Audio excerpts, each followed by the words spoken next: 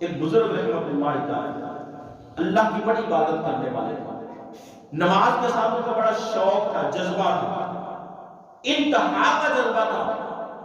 ایک دن ایسا ہوا کہ ان کی نماز کا شوق تھوڑا سا کم ہو گیا، تھوڑا سا کم ہو گیا۔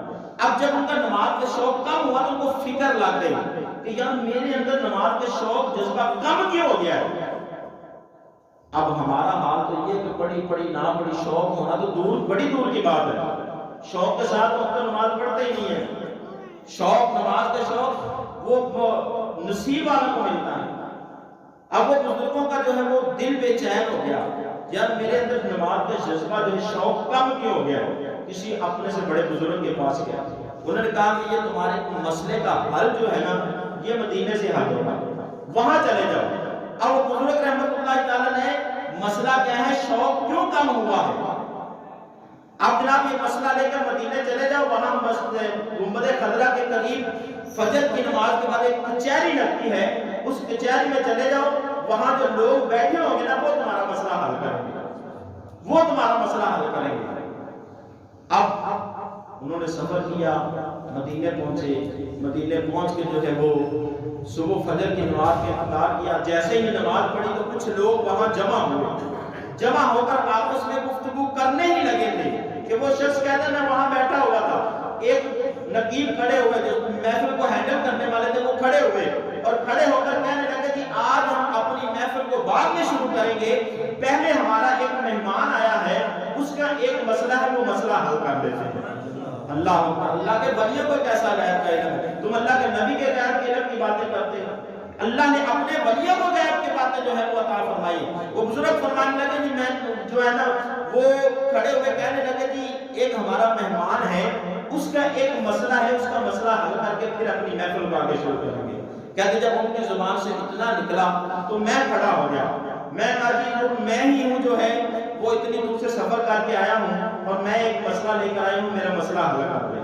اچھا جی بتاؤ تمہارا مسئلہ کیا ہے؟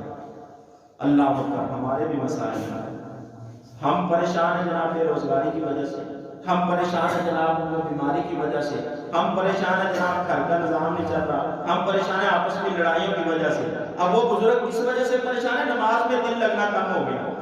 کہا جی میرا مسئلہ یہ ہے کہ نماز میں دل نہیں لگتا، آپ مجھے اس کا جو ہے نا وہ کیا وجہ بنی میرے ساتھ، ذرا میرا ٹیسٹ کر کے مجھے بتائیں کہ کیا وجہ بنی اور کیوں نہیں میرا نماز میں دل لگ رہا۔